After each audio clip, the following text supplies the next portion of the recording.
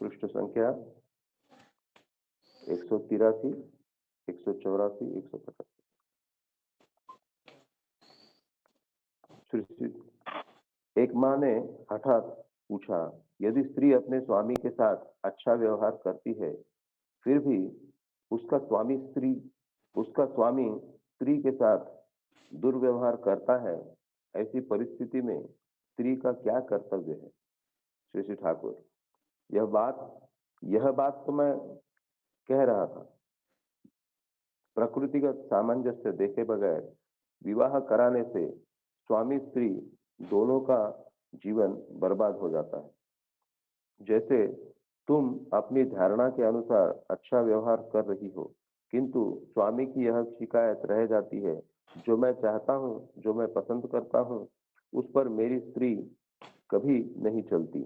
वह अपने खामख्याल के अनुसार चलती है। मेरे लिए उसके साथ चलना संभव नहीं है।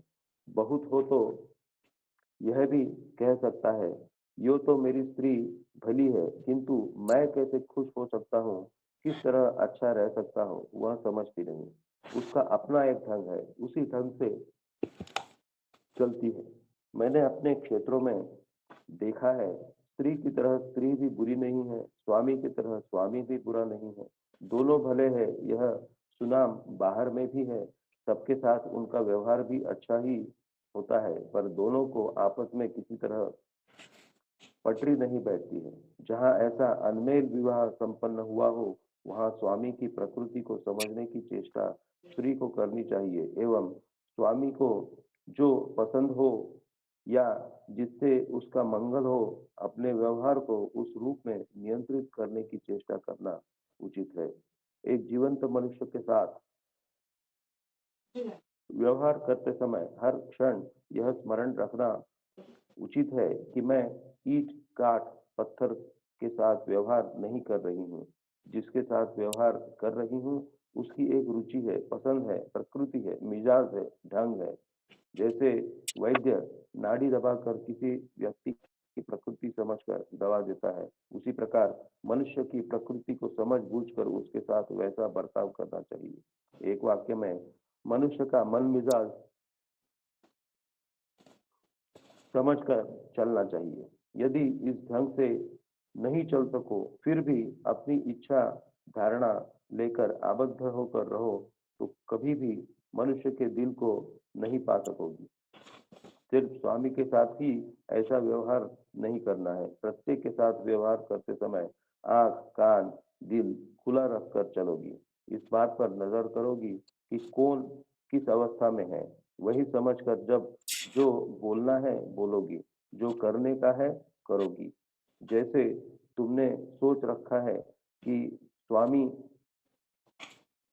स्वामी के निकट घर गृहस्थी के लिए किसी आवश्यक चीज हेतु प्रार्थना करोगी। स्वामी का मन कैसा है, इस बात को सोचे समझे बगैर अपनी चिंता के संवेग के अनुसार ऐसे समय में अपनी अर्जी पेश करोगी, जिस समय उसका मन नाना समस्याओं से भाराक्रांत रहता है। उस समय तो वह गुस्सा करेगा ही। तुम भी यह कहोगी, मैंने तो अपने लिए कुछ मांगा नहीं, घर गृहस्थी के लिए जरूरत थी, उस आवश्यक आवश्यक चीज के विषय में कहने गई तो मुझे कितना फटकार सुनना पड़ा। जिसको अच्छी बातें भी नहीं सुहाता है, उसकी कोई चाल अच्छी नहीं लगती। मेरी अच्छी बातें भी तुम्हें बर्दाश्त नहीं हुआ। बस यह कहते हुए दोनों आपस में झगड़ पड़ते हैं। यदि एक दूसरे के साथ समझ कर नहीं चले तो बहुत झंझट आ खड़े होते हैं। स्त्रियों की विशेष विशेष सारी स्त्रियों की विशेष विशेष शारीरिक अवस्था में विशेष विशेष मिजाज पैदा होता है। वह एक सामयिक मामला है जो शारीरिक अवस्था के साथ जड़ित है। यदि पुरुषों को इस विषय में ज्ञान नहीं रहे एवं तत्कालीन स्वाभाविक विलक्षणता के कारण यदि व्यर्थ में शासन व ताड़न करने जाए, तब तो एक दूसरे के बीच विरोध पैदा होगा ही।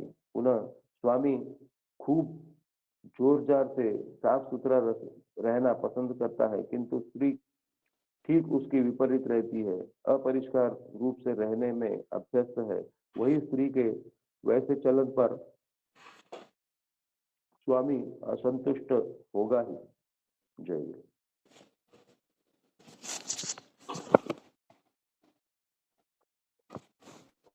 जय गुरु। आज का जो विषय वस्तु पाठ किए हैं, कल हम लोग ये विषय वस्तु पढ़े थे और उसको रिपीट आज कर रहे हैं। क्यों? ये बहुत बड़ा व्यापक सब्जेक्ट है और ये प्रत्येक घर में यही अवस्था है। जे स्त्री सोचता है मैं तो बहुत अच्छा व्यवहार करता हूँ और स्वामी मेरे साथ ठीक ठाक व्यवहार नहीं करता है। स्वामी सोचता है स्त्री के साथ मैं अच्छा व्यवहार करता हूँ बट मुझे तदानुरूप ये नहीं मिल रहा है। क्वेश्चन जो है, यदि स्त्री अपने स्वामी के साथ अच्छा व्यवहार करती है फिर भी उसका स्वामी स्त्री के साथ दुर्व्यवहार करता है, इसी परिस्थिति में स्त्री का क्या कर्तव्य है? तो श्री श्री ठाकुर क्या बोले हैं उसको जानना चाहिए। और ये एक समन्वय नियंत्रित परिवार कैसे बनेगा उसके ऊपर श्री श्री ठाकुर जी पूरा व्यापक रूप में लाइन बाय लाइन बताए हैं। तो इसको आज डिस्कशन करेंगे। बात है शशिकांत भाई, हाँ नारी नीति में कुछ जो हाँ, मैं नारी नीति का कुछ वाणी कलेक्ट किया हूँ, वही पढ़ता हूँ। जो छूट ओके, जाएगा फिर आप ऐड करेंगे, ठीक है। ठीक।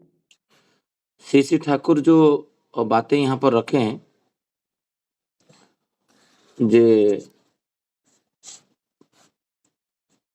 प्रकृतिगत सामंजस्य देख बगैर विवाह करने से स्वामी स्त्री दोनों का जीवन बर्बाद हो जाता है।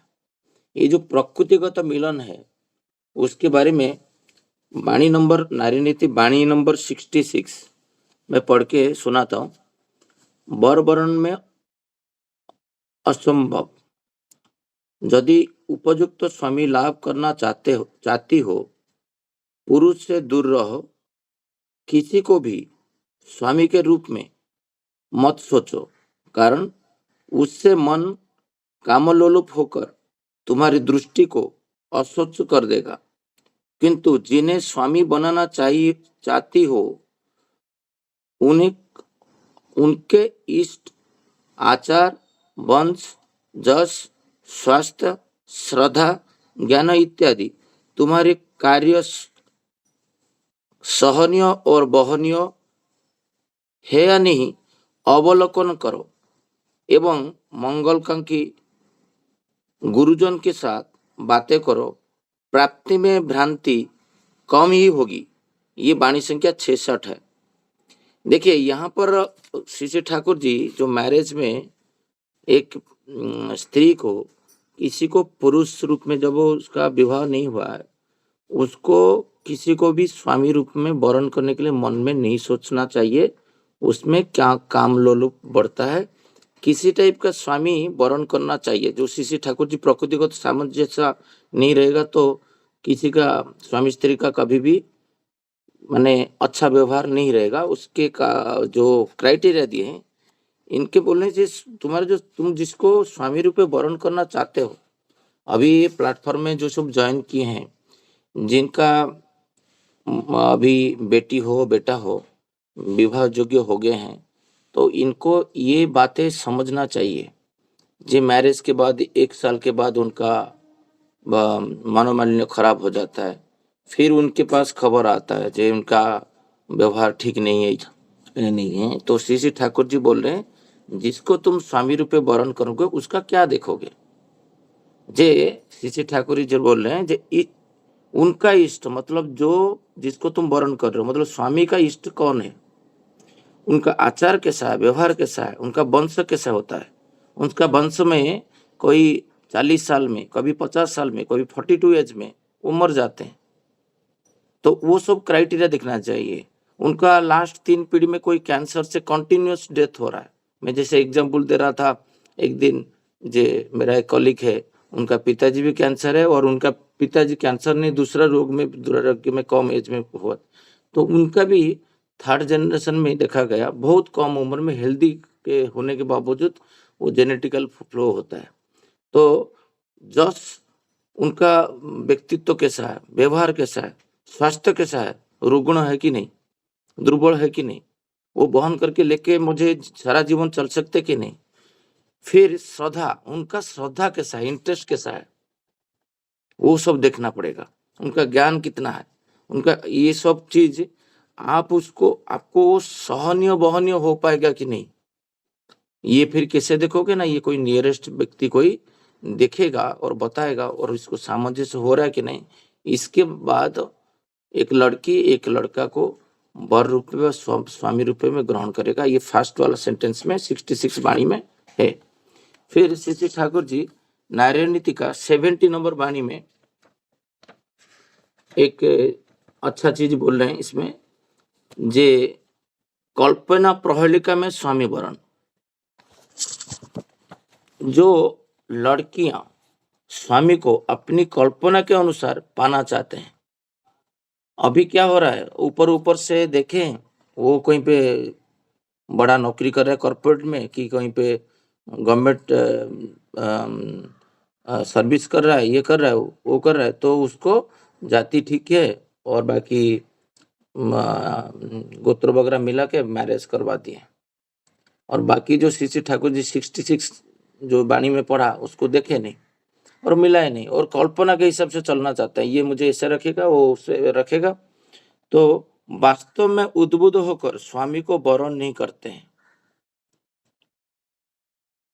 एक जो बॉडी स्ट्रक्चर है, एक पैसा देख के, इसका घर देख के उसको वरण कर लिए।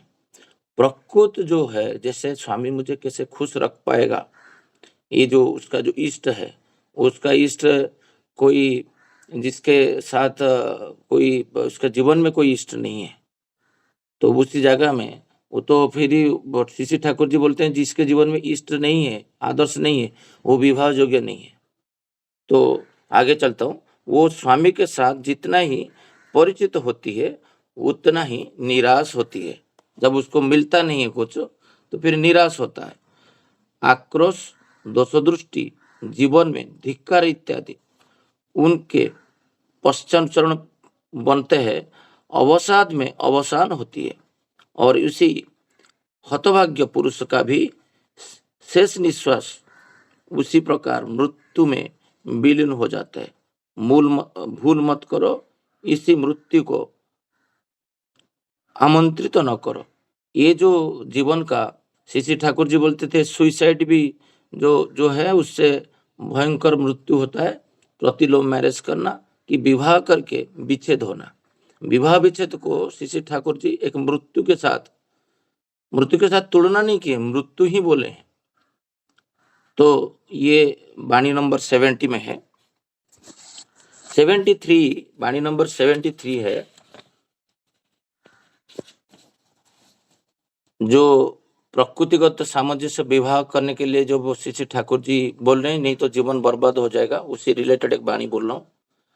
वरण में विचार, वरण करते समय ये देखो, जो लोग ज्वाइन किए हैं तो स्पीकर में रखिए, उनका जो भी लड़का लड़की जो विवाह योग्य हुए उनको सुनाइए बिठा के, तो इधर वो सुने, नहीं तो उनको बाद में उनको बताइए। वरण में विचार, वर्ण करते समय यह देखो स्वामी का आदर्श क्या है या कैसा है। उनकी आराधना में, चेष्टा और कर्म की अग्नि में अपने को आहुति देकर सार्थक होने का प्रलोभन तुम्हें प्रलुब्ध करता है नहीं। देखिए, आजकल देखते होंगे बहुत सारा जगह में लड़का कूद पड़ता है मैरिज करने के लिए, नहीं मुझे वहां पर इंटरेस्ट, वो जगह में कभी भी मैरिज नहीं करना है जहां पर इंटरेस्ट, बहुत ज्यादा इंटरेस्ट आता है। क्योंकि पुरुष जो होता है वो श्रेष्ठ होना चाहिए और नारी उसके प्रति झुंक में जाना चाहिए। तो मैक्सिमम जगह में, एक जगह में मैं देखा हूँ, उड़ीसा में मेरा एक रिलेटिव थे, वो मैरिज तोड़ दिए थे, क्योंकि पुरुष का ज्यादा इंटरेस्ट होने से भयंकर परिणाम होता है। तो नारी का इंटरेस्ट बहुत ज्यादा होना चाहिए, तो उसका वॉइस ज्यादा होना चाहिए, योग्यता ज्यादा होना चाहिए, उससे वंश, उसका मर्यादा, उसका एवरीथिंग जाति, आपका वर्ण, गोत्र, सब कुछ लेके पुरुष श्रेष्ठ रहेगा। पुरुष के पास परिपूर्ण का शक्ति है और नारी के पास परिपोषण का शक्ति है। तो ये जो वैशिष्ट दोनों का मिलन होता है, तो श्री ठाकुर बोले तुम्हें प्रलुब्ध करता है नहीं, और तुम जैसे वर्ण करना चाहती हो वो उनके प्रति कैसा है और कहाँ तक है, कारण तुम उनके सहधर्मिणी बनना जा रही हो, उसमें तुम यदि उद्बुद्ध हो और जाति, वर्ण, वंश, विद्या में यदि तुम्हारे जो वरणीय है वो सर्वतोभाव से तुमसे श्रेष्ठ है। ये देखा जाता है, मेरा ऑफिस में मैं देखा हूँ, चार्टर्ड अकाउंटेंट को मैरिज करता है। अभी हर चीज में वो तो डेबिट क्रेडिट वो भी पढ़े हैं, ये भी पढ़े हैं, योग्यता समान हुआ, कभी भी रेस्पेक्ट नहीं देता है, नाम पकड़ के बुलाता है हस्बैंड को, क्योंकि योग्यता जब समान हो जाता है, एक आईएएस अफसर को मैरिज करता है, एक डॉक्टर को मैरिज करता है, ये सबसे बड़ा समाज के लिए क्षतिकारक है। कभी भी उसके अंदर वो जो रेस्पेक्ट रहता है बड़े जो स्वामी के प्रति वो आएगा नहीं। और हमारा माँ बाप क्या करते हैं, मेरा बेटी डॉक्टर पढ़ा है वो डॉक्टर को मैरिज करेगा, मेरा बेटी चार्टर्ड अकाउंटेंट है वो चार्टर्ड अकाउंटेंट को मैरिज करेगा। ये क्राइटेरिया है आज समाज का। तो कहाँ से हस्बैंड वाइफ का मिलन होगा? जितना भी अच्छा व्यवहार करो, वो तो रेस्पेक्ट करता है अंतर से, वो रहेगा नहीं कभी भी, वो फ्रेंड जैसे देखता है। श्री ठाकुर जी यहाँ पर बोल रहे हैं जाति, वर्ण, वंश, विद्या में यदि तुम्हारे जो वरणीय है वो सर्वतोभाव से तुमसे श्रेष्ठ हो एवं अपने पूर्वजों के अध्ययन समझकर विवेचना करते हो, तभी उनके वरण करने पर विपत्ति के हाथ से बच सकोगे, ये ठीक जानो। आपका सारे पूर्वज भी जिसको तुम वरणीय कर रहे हो उसको वरणीय करना चाहिए। सोचो तो कितना बड़ा क्राइटेरिया श्री ठाकुर जी इधर रखें विवाह क्षेत्र में। तो हमको बहुत सतर्क हो के, हम जैसे सोचते हैं ना हम तो विवाह कर लिए, हम क्यों जाने। तो यहाँ पर तो अंत नहीं है, जीवन तुम्हारा पुत्र है, तुम उसका पुत्र है, समाज में बहुत सारे विवाह हो रहा है, बाकी लोग को बताए। श्री ठाकुर जी यहाँ पर 73 वाणी में विवाह के संबंध में ये बातें रखे हैं। 75 वाणी में और एक वाणी रखे हैं, जे बातें रखे हैं, वरण पुरुष की नारी लोलुपता, ये सबसे बड़ा इम्पोर्टेंट ये है। तो ये इसी से ही स्वामी स्त्री का कलह होता है, झगड़ा जो देखते हो। जो ऑफिस में अच्छा व्यवहार कर रहा है बट स्त्री के प्रति व्यवहार ठीक से नहीं रखता है, कि स्त्री अच्छा व्यवहार करने से भी पुरुष को अच्छा नहीं लगता है। तो ये जो बातें श्री ठाकुर जी रखे हैं, तो यहाँ पर रखे हैं, जहाँ देखो वंश, वर्ण, विद्या इत्यादि में श्रेष्ठ होकर भी कोई पुरुष तुम्हें स्त्री रूप में पाने के लिए पागल हो उठा है, उस पर संदेह करो। ये जो बातें मैं आपको बता रहा था, जो वो जाति में ब्राह्मण है और आप भी लड़की भी ब्राह्मण है, गोत्र का अलग है, श्रेष्ठ है, उसके पास पैसा ज्यादा है, गाड़ी है, योग्यता है, बयस ज्यादा है, 8 साल 10 साल ज्यादा है, ये सब कुछ होने के बाद उसका व्यवहार अच्छा है, उसका अभिजात्य अच्छा है, उसका स्वास्थ्य अच्छा है, वो देखने के लिए सुंदर है, सब कुछ है, फिर भी बावजूद कोई पुरुष यदि ये सब गुण लेके श्रेष्ठ होने के बावजूद श्री ठाकुर जी बोले तुम्हें स्त्री रूप में पाने के लिए पागल हो उठा है, उस पर संदेह करो। उसकी धातु, टेम्परामेंट, जो प्रकृति श्री ठाकुर जी बोल रहे थे, प्रकृति सामंजस्य मिलन करके विवाह करो। इतना सारा होने के बावजूद कोई, जैसे हमारा ऑफिस में 2 लेवल कोई रहता है तो वो एक भाव खाता है, खाना भी जरूरी है क्योंकि ऊपर है, बट इतना सारा चीजें जिसके पास होने के बावजूद कोई तुमको मैरिज करने के लिए, मतलब लड़की को मैरिज करने के लिए पागल हो रहा है, तब उसके ऊपर संदेह करो। या चरित्र में इसी आबिलता, अनिष्टकता और अस्थिरता चोर की तरह छिपी हुई है, जैसे कोई आसानी से पकड़ नहीं सकता है।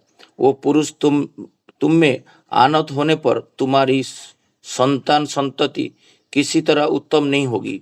तुम्हें शारीरिक रूप में बहन करता है, तो भी तो तुम हृदय से विक्षिप्त रहोगे। अतएव उसे लेकर सुखी हो सकोगे या नहीं, उससे संदेह है।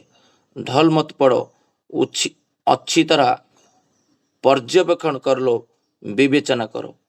अभी देखो, एक पुरुष इतना श्रेष्ठ होने के बावजूद, आप देख रहे हो सब गुण में श्रेष्ठ है, फिर भी व्याकुलता दिखाता है किसके पास? घटक के पास, जो मीडिएटर है। वो देखो ना, वो लड़की क्या बोला, मैरिज के लिए क्यों रेडी हो? जो तत्परता दिखाता है। मैं कल विकास भाई को 2-3 दिन पहले बता रहा था, उसका मैरिज के कारण। एक तुम तत्परता नहीं दिखाओगे, तुम श्रेष्ठ हो, मैरिज हो नहीं हो, एक लड़की को चांस दिया जाएगा, लड़की ही वर्ण करता है। तो लड़की जो है, कन्या है, वो कन्या चयन करेगा, तुमको शादी करेगा कि नहीं करेगा, तुम नहीं पूछोगे। जो वाणी संख्या 75 में लिखा गया है। बट आजकल क्या होता है, वर पक्ष ही पूछता है हुआ कि नहीं, मैरिज करेगा कि नहीं। ऐसा नहीं करना, व्याकुलता नहीं दिखाना है। व्याकुलता दिखाओगे तो तुम्हारा दुर्बलता है। तो ये श्री ठाकुर जी बोल रहे हैं, इस टाइप का पुरुष को आप मैरिज करने से आपका संतान संतति रुग्ण आएंगे, विकृतिग्रस्त होंगे, विकलांग हो सकते हैं, क्योंकि नारी का श्रद्धा वहां पर नहीं है पुरुष के प्रति। पुरुष का श्रद्धा होता है नारी के प्रति, पुरुष का श्रद्धा होगा इष्ट के प्रति, नारी का श्रद्धा होगा स्वामी के प्रति, तब संतान आएगा। अच्छा, श्री ठाकुर जी 75 वाणी में बता रहे हैं।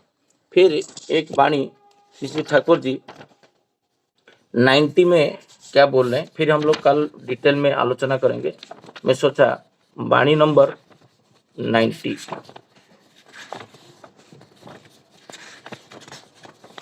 हाँ, स्वामी विक्षेप, यदि स्त्री हो, स्त्री ही बनी हो, स्वामी से विक्षिप्त मत हो, अपनी सर्वनाश की अग्नि में उन्हें भस्मसात मत करो। देखिए, यहाँ पर विक्षिप्त का बात बोल रहे हैं। अभी बहुत सारा जगह में देखे होंगे, स्वामी का कोई कुछ बोलता है, स्त्री का कोई फर्क नहीं पड़ता है।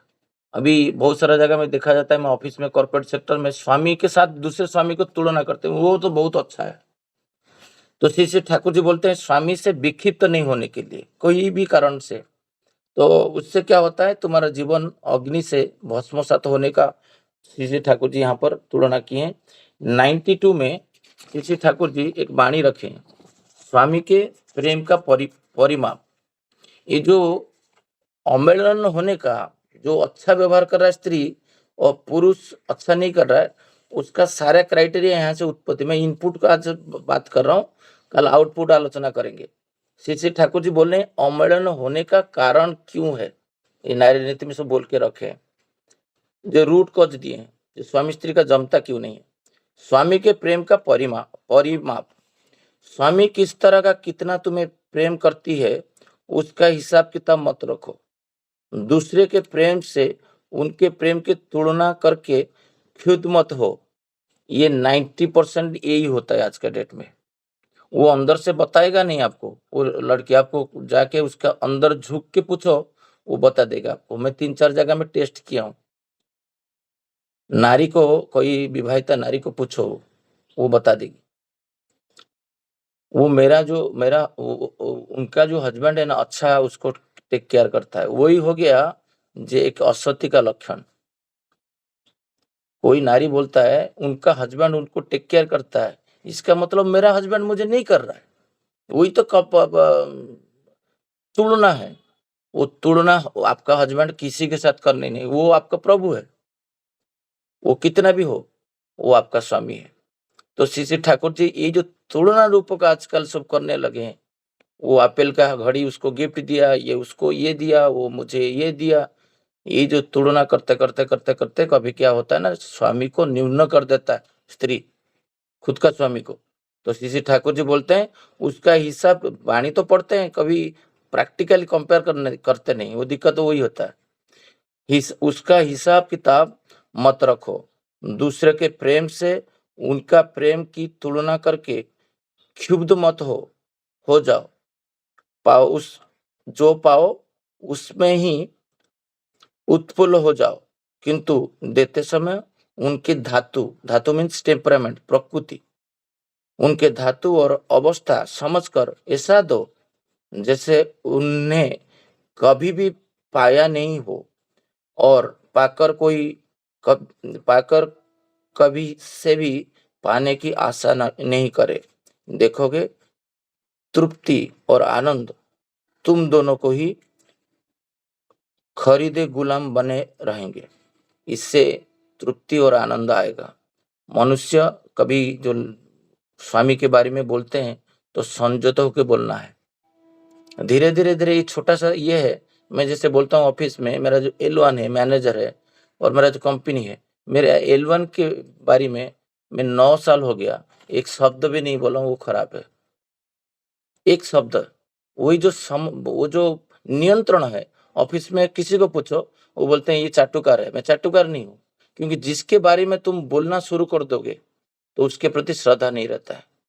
तो वो सती नारी का लक्षण है जो उस स्वामी को कभी कंपेयर नहीं करेगा। श्री ठाकुर जी वही बोलते हैं टेम्परामेंट मिसमैच होने का ये भी एक लक्षण है। श्री ठाकुर जी एक वाणी में यहाँ पर अनुपूरण करके एक हेडलाइन है 95, ये स्वामी के इष्टानुरक्ति जस और जीवन प्रद ऐसे कुछ हो जिससे वो उत्फुल्ल और आनंदित रहे, वो तुम्हारे दिल को स्पर्श न करे तो भी अनुकूल चिंता से समझबूझ कर अंतर बाहर और कर्म में उत्फुल्ल और आनंदित हो, उनके अनुपूरक बनो। स्वास्थ्य सुख और तृप्ति तुम लोग को अभिनंदन करके ये निश्चित है। श्री ठाकुर जी यहाँ पर बोल रहे हैं जो मनुष्य जो है, जो स्वामी स्त्री का जो मिलन है वो कैसा होना चाहिए, जे उनको ऑलवेज एक स्त्री स्वामी को इष्ट गति में लेके जाएगा। और स्वामी का इष्ट कौन है, आदर्श जो है उनके प्रति ये उनको ऑलवेज प्रेरणा देगा, दिन दोनों उत्फुल्ल रह पाएंगे। 97 में वाणी नंबर 97, भिक्षुक न बनो, तुम अपने स्वामी के प्रेम का भिक्षुक न बनो, प्रत्युत तुम उनके प्रति सेवा जत्न भक्ति प्रेम का उत्सव बनी रहो, देखोगे दुख और दोष दृष्टि से कितने मुक्ति पाती हो। देखिए यहाँ पर श्री ठाकुर जी कितना बड़ा बातें रखे हैं, तुम अपने स्वामी के प्रेम का भिक्षुक न बनो। जैसे एक स्वामी का क्या है उसी वाइस वर्षा, जो आचार्य देव का प्रेम का भिक्षुक मत बनो और इष्ट का तुम प्रेम कर जाओ वन साइडेड। ये होता है, जब ये होता है तो देना दोनों का ये कंप्लीट नहीं आता है। स्वामी कोई कर्मी बैठक में बैठा है तो स्त्री बाहर अपेक्षा करता है, नहीं नहीं तुम चलो ना यार, आज हर दिन वही करते हो। जब मिलन होता है वो हर अवस्था में इंजन के साथ जैसे डब्बा लगा रहता है, तो स्वामी के साथ स्त्री ऐसा व्यवहार करना चाहिए। प्रैक्टिकली मैं देखता हूँ, मैं जितना दूर ईश्वर के पथ में ज्यादातर निष्ठा रखता हूँ तो मेरा स्त्री मेरा प्रति केंद्रित होता है, मेरा बातों को सुनता है, और जितना मैं विक्षिप्त होता हूँ इष्ट से वो भी विक्षिप्त होता है मेरे से। ये प्रैक्टिकल उदाहरण देने का चीज है। मैं कभी कभी प्रज्ञा को बोलता हूँ जो हमारा जो कंपैटिबल लाइफ अभी ग्रो किया है हम दोनों के अंदर अमिलन होता है, फिर 2 सेकंड में वाणी को लेके ठाकुर जी को लेके कहीं पे आप पढ़े होंगे, आप बता देते हो, फिर हम लोग उसी को करेक्ट करते हैं। ये जो करेक्शन होता है ये ईश्वर को लेके होता है, इतना सहज व्यापार नहीं है। तो श्री ठाकुर जी इधर ये रखे हैं। और एक वाणी है, बहुत बढ़िया वाणी है, 111 में है। कल ये विषय वस्तु आलोचना रखेंगे, क्योंकि मुझे 2-3 महालोग बोले हैं कि भाई दादा ये इसको आप थोड़ा अच्छे से समझाइए जैसे बाकी लोग को समझ में आए, क्योंकि पढ़ के तो ऊपर ऊपर चले जाएंगे तो किसी को पता नहीं चलता है।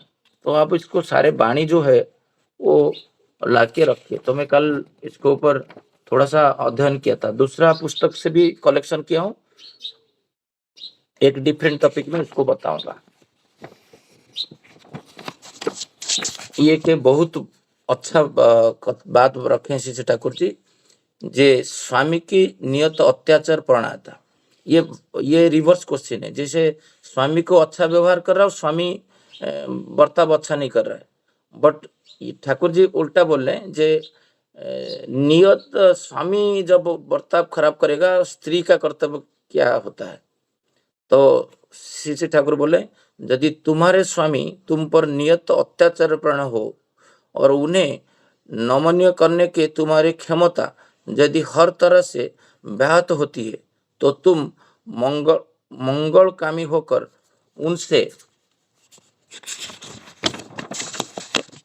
उनसे धीरे धीरे थोड़ा थोड़ा करके दूर रहने का अभ्यास करो और दूर रहकर भी उनके मंगल अनुष्ठान में इस प्रकार व्याप्त रहो जिसमें वो प्रत्यक्ष रूप से उसके फल के अधिकारी हो। देखोगे से सैकड़ों वेदना में भी तृप्ति तुम्हें कभी नहीं छोड़ेगी। 111। मैं ये वाणी जो पढ़ता हूँ, ये फोरम में मुझे पता है बहुत सारा लोग ये बातें बोलते हैं, जे दादा बहुत कुव्यवहार करते हैं स्वामी, क्या करूं? तो मैं ऑलवेज वही बोलता हूँ, जे उनका मंगल करने के लिए दूर रह के कुछ कुछ करते रहिए। मुझे कोई भी दुर्व्यवहार कोई करता है, अभी 39 हो गया है, तो मेरा पास एक बहुत मेरा प्रैक्टिकल एक अनुभूति था। मैं प्रज्ञा को ऑलवेज बोलता हूँ वो चीज़, कोई मुझे दुर्व्यवहार किया था और उसको 1 साल तक कैसे हम लोग ये करके फिर अभी उनके साथ अच्छा व्यवहार है। मैं कल एक उदाहरण दूंगा, प्रैक्टिकल उदाहरण देने से आपको समझ में आएगा। नहीं तो बुक्स में जो लिखा गया है और उसको समझना के लिए अनुभूति का नहीं होगा तो बताना मुश्किल होगा। तो आज का आलोचना को यहीं पे रखते हैं और 2 वाणी रह गया, ये वाणी संख्या 121, 129 और 139 और 110, 4 वाणी रह गया जो इसी रिलेटेड है नारी नीति का। और कोई रहेगा तो फिर मनीष दा कल हम लोग ऐड करके इसको पढ़ेंगे।